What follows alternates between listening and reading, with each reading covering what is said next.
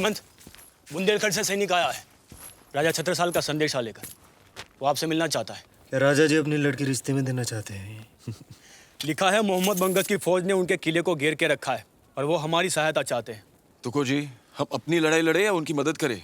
हमें सिरोंजा पहुंचना है, उन्हें वापस भेज दो। पर वो सैनिक श्रीमंत से मिलने की जिद कर रहा है। तुको जी, निगाह। जी। पंत इस घाटी से जाएंगे तो जल्दी पहुंच जाएंगे। रुको, तुम पेशवा से नहीं मिल सकते। रुको।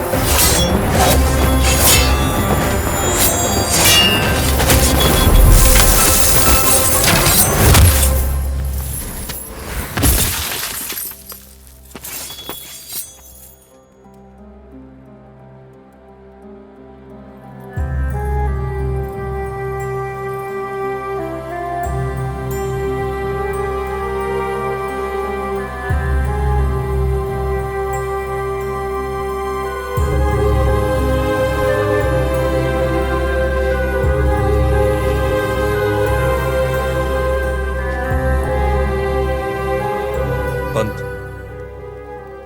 इन्हें इज्जत के साथ वापस भेज दीजिए। बुंदेलखंड खतरे में है। हजारों बहू बेटियां जौहर की आंख के सामने खड़ी हैं। हम आपकी मदद चाहते हैं। जब बुंदेलखंड के पास ऐसी तलवार हो तो हमारी मदद की क्या जरूरत? मुमकिन नहीं होगा भाई, आप जाइए। इस गुस्ताखी के लिए तुम अपनी जान गंवा सकती हो। परवाह नहीं। बुंदेलखंड से निकलते वक्त कसम खाई थी कि आएंगे तो पेशवा बाजीराव को लेकर आएंगे, वरना नहीं। खुदा समझकर हाथ फैलाया, पर आप तो इंसान भी ना निकले।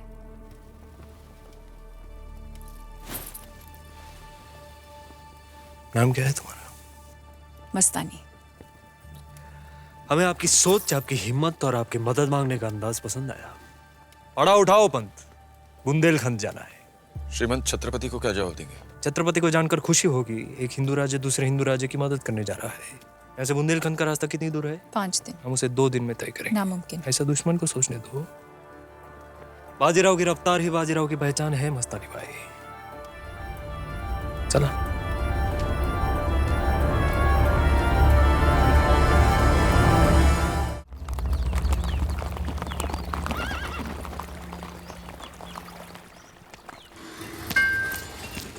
आओ बाजीराव, हम आप ही का इंतजार कर रहे थे। छत्रपति का हुक्म हुआ और पेशवा हाजिर।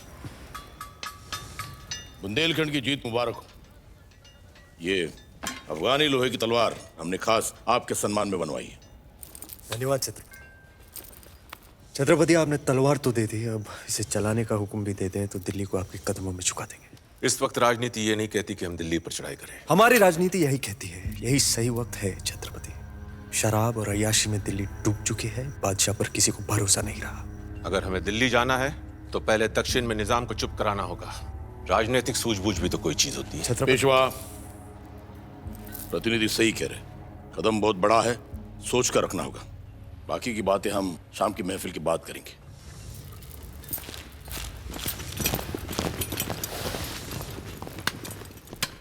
इस तलवार को म्यान में ही रहने दो पेशवा। दिल्ली तो जाना नहीं, फिर किसकी गर्दन पर रखोगे? पेशवा को दुश्मनों की कहाँ कमी है? ये गलती आपकी गर्दन बहुत कीमती है, पर इन मोतियों की माला से भी ज्यादा नाजुक है।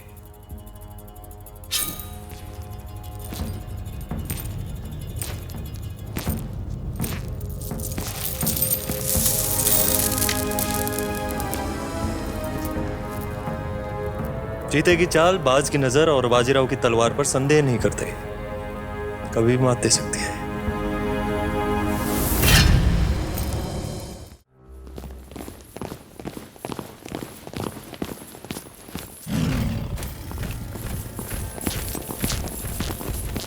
आइए आइए बाजी राजे, खुशामदीद, बैठिए। नमस्कार। पहले तो आपसे यह कहना चाहेंगे निजाम जी कि हम कोई राजा नहीं है, केवल छत्रपति शाहू के सेवक हैं। पर लोग तो यही कहते हैं कि मालक छत्रपति है, पर चालक तो उनके पेशवा ही हैं। लीजिए, शरबत नोश फरमाइए। शुक्रिया। हम केवल आपके मीठे शब्द सुनने आए हैं। हम तो अक्सर इतिहास लिखने वालों से ये कहते आए हैं कि मराठा सल्तनत में अगर छत्रपति शिवाजी और शंभू राजे के बाद कोई है तो वो सिर्फ बाजी ही बाजी है, बाकी तो सब बाजी है। हम भी लोगों से अक्सर कहते हैं कि दक्खन में अगर कोई बहादुर है तो वो निजाम ही निजाम है, बाकी तो बिना गुठली के आम है। बहुत खूब। आपकी तलवार की ताकत आपकी जबान से भी छलकती है, और आपके इरादे आपकी आंखों से। इरादा तो आपको कैद करने का है। आपके इस इरादे से तो पुणे का बच्चा बच्चा वाकफ है। फिर भी आप हमारे चुंगल में फंस गए। वादा करके आए हैं निजाम जी कि मुलाकात के नाम पर अगर आप दगा करेंगे तो बाजीराव भी चुप नहीं रहेंगे। हमारी ही छावनी में आकर आप हमी को धमका रहे हैं। धमका नहीं रहे हैं, चेतावनी दे रहे हैं। आपका एक गलत कदम और आपकी पूरी सल्तनत खत्म। कैद कर लो इसे। हमने कहा इसे कैद कर लो। कमाल है, हमारे आदमियों से ही कह रहे हैं कि हमें कैद कर लो।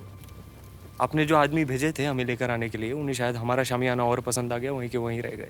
ये मत भूलिए पेशवा। यही ना कि आपके छावनी के पीछे आपकी सेना खड़ी है, 20,000 सैनिक, 2,000 घोड़े और कुछ हाथी। लेकिन जो आप नहीं जानते हैं निजाम जी, वो ये है कि उनके पीछे 40,000 मराठा सैनिक नंगी तलवार लेकर खड़े हैं, जो हमारे एक इशारे पर आपकी पूरी सेना को बर्बाद कर सकते हैं। आप चाहते क्या है?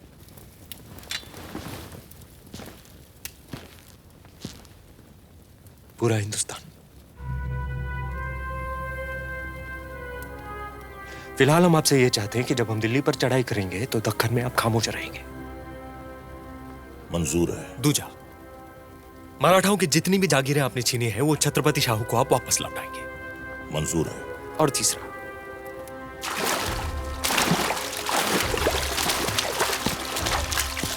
जब हम आपकी तरफ दोस्ती के कदम बढ़ाएंगे तब आप दुश्मनी भूल के हमें गले लगाएंगे। या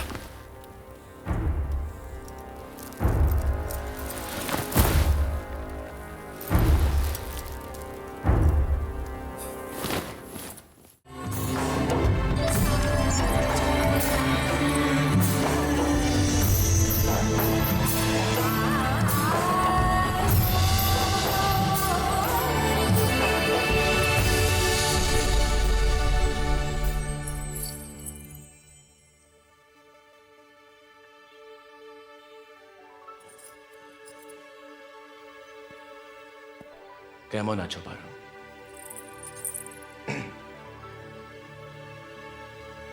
बहुत दिनों बाद मिले हम। पलट कर देखोगे नहीं मेरा चेहरा।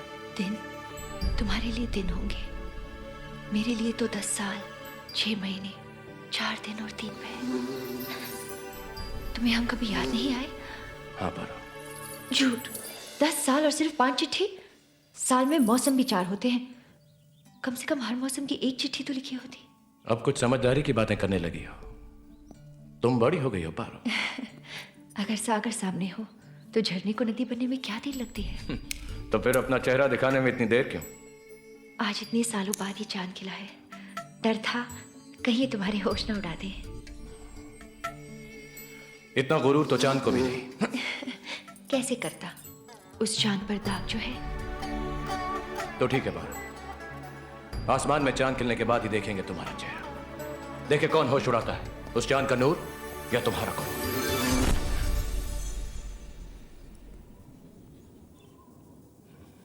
पारो, तुम्हें कोई और छुए मुझे अच्छा नहीं लगता।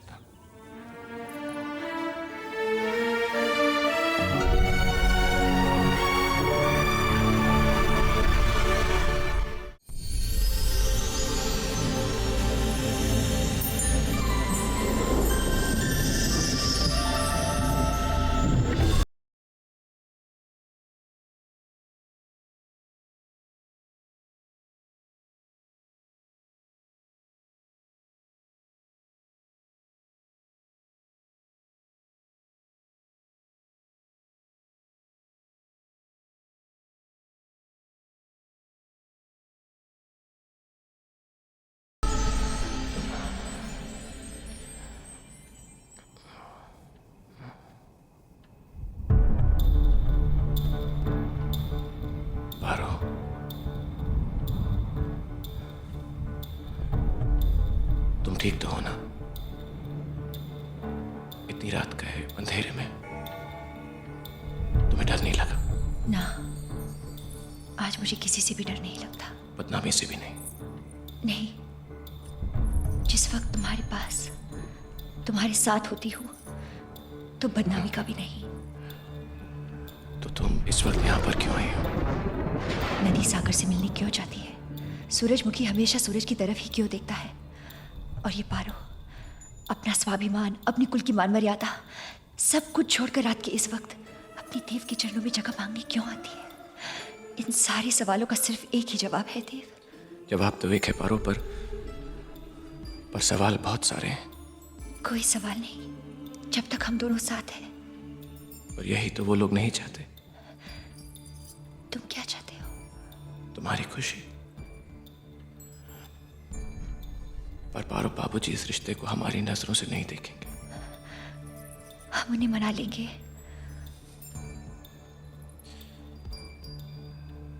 अगर वो नहीं माने तो? जहां प्यार होता है वहां परवाह नहीं होती देव। जहां आग होती है वहां पर धुआं तो उठता है ना पारो। और मैं नहीं चाहता कि हमारे परिवारों के बीच में लगे इस आग के धुएं में हम दोनों खो जाएं। खोना तो हर हाल में है देव, या तुम्हारे साथ या तुम्हारे बगैर। चलो, तुम्हें घर पहुंचा दो। साथ चलोगे? बदनामी से डर नहीं लगेगा?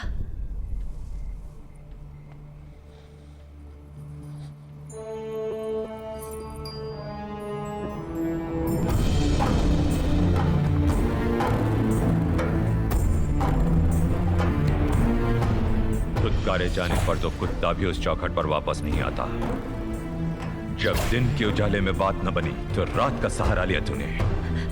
खुलेआम कोठा क्यों नहीं खोल लेते तुम माँ बेटी?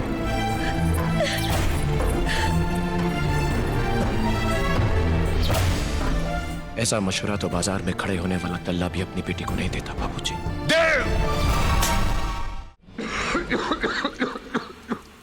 देव बाबू, क्या हुआ? देव बाबू, देव बाबू, ऐसे भी क्या बेरुखी है देव बाबू कि हम आपको छू भी नहीं सकते? अगर यही बात थी तो क्यों आए हमारी जिंदगी में? हम भी खुश थे अपनी तन्हाई में। क्यों मसीहा बनकर हमारे दर्द को और बढ़ा रहे हो? क्यों?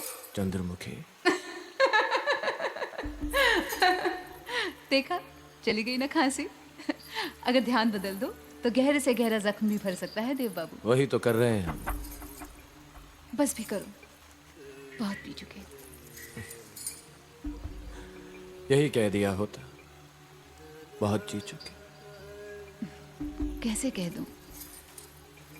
तुम्हारे पास तो पारो है, पारो की यादें हैं।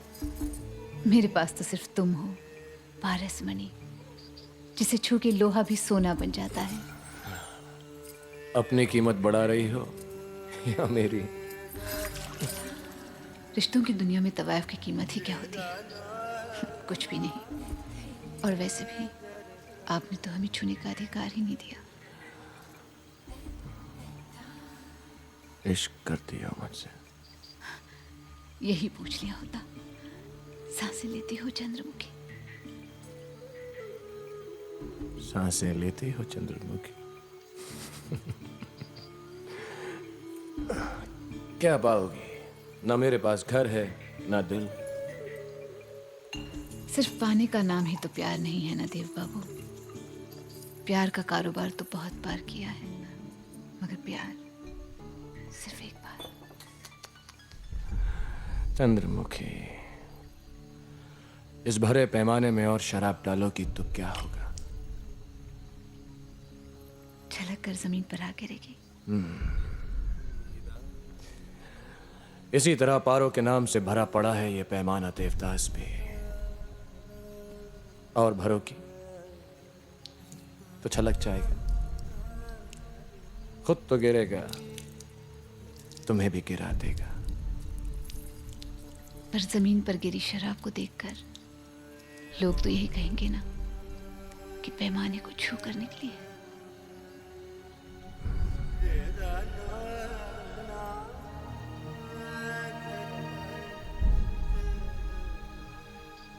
तो आओ, छलका दो।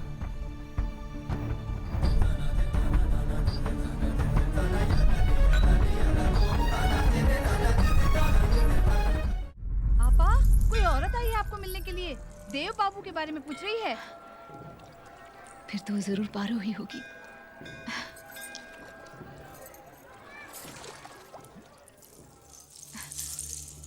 पारो, तुमने कैसे जाना कि हम पार्वती हैं? देव बाबू हमेशा कहते थे कि हमें ढूंढते हुए कोई औरत तुम्हारे चौखट पर आए तो बिना पूछे ही मान लेना कि वो पारो ही है। ये क्या कर रही हो? जिस औरत की जगह मैं कभी न ले पाऊंगी उसके चरणों की धूल ले रही हूँ। सुना था हमने यहाँ की लड़कियां बहुत खूबसूरत होती है, पर तुम्हारे पास इस खूबसूरती के साथ साथ दिखावा भी है। काश आप समझ सकती, हमारे पास दिल भी है। चंद्रमुखी, चंद्रमुखी नाम है ना तुम्हारा? लोग तो देवदासी भी कहते हैं हमें। मशहूर हो? थी, अब नहीं। क्यों? मानो किसी फरिश्ते ने छू लिया। पैराग सीखना बाकी था, सो सीख लिया। कितनी अजीब बात है, एक तवाइफ जोगन बन गई। हाँ, अजीब बात तो है। एक ठकुराइन तवाइफ की चौखट पर आ गई। देव कहाँ है? हम भी बेताब हैं उनकी आहट सुनने को। 6 महीने हो गए, इन आंखों ने उन्हें नहीं देखा। झूठ बोल रही हो तुम। इत्मीनान नहीं रख सकती तो तसल्ली कर लो। तुम क्या समझती हो नहीं करेंगे? और कितने दिनों तक रखोगी तुम देव को यहाँ? जब तक रूप है, पैसा है, जवानी है, उसके बाद तुम्हारे इस जोगन के खेल का क्या होगा? बहुत कुछ लिया होगा तुमने देव से, हम और भी देंगे, पर इस नरक में देव को तड़पते हुए नहीं देख पाएंगे। कितनी अजीब बात है, जिस पारो के देव बाबू दीवाने बने फिरते हैं, वही पारो आज उन्हें हमसे खरीदने आई है। क्या दे सकती हैं आप हमें? समाज में इज्जत दिला सकती हैं? देव बाबू की आंखों में हमारे लिए प्यार जगा सकती हैं? उन्हें एक बार छूने का अधिकार दिला सकती हैं? वो सपने, वो इंतजार, वो उम्मीदें जो देव बाबू ने हमारे दिल में जगाई हैं, क्या आप उन्हें पूरा कर सकती हैं? कर सकती हैं? नहीं, आप ये नहीं कर सकती पारो, और हम आपको देव बाबू नहीं दे सकते। पर हम उन्हें यहां से लेकर ही जाएंगे। आज हमें कोई नहीं रोक सकता, न तुम, न ये समाज, न देव खुद। एक बात मत भूलो, तवाइफों की तकदीर में शौहर नहीं होते। तवाइफों की तो तकदीर ही नहीं होती ठकुराइन।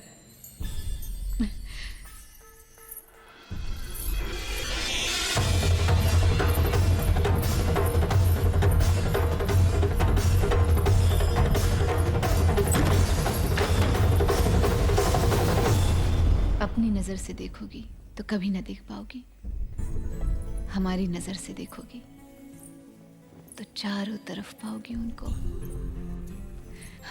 देखो, उस जलते हुए दिए की रोशनी में है देव बाबू, उस बिस्तर की सिलवटों में भी है, उस अधूरे पैमाने से आज भी छलक रही है देव बाबू की प्यास। आज भी महकता है कमरा उनकी खुशबू से। अगर ले जा सकती हो तो ले जाओ। ये रोशनी, ये सिलवटें, ये खुशबू सब।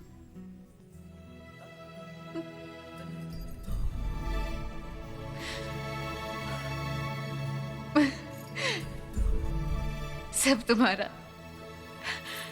बाकी हम नहीं लौटा सकते आपके देवदास को। बहुत चाहती हो देव को? मैं तो सिर्फ उनकी पूजा करती हूँ। तसल्ली हुई कि देव अब इस दुनिया में अकेले नहीं रहे। देखा, बातों बातों में जिस काम के लिए आई थी वो तो भूल ही गई। दुर्गा पूजा की इच्छा रखती हूँ, तुम्हारे आंगन की मिट्टी चाहती हूँ। इजाजत है?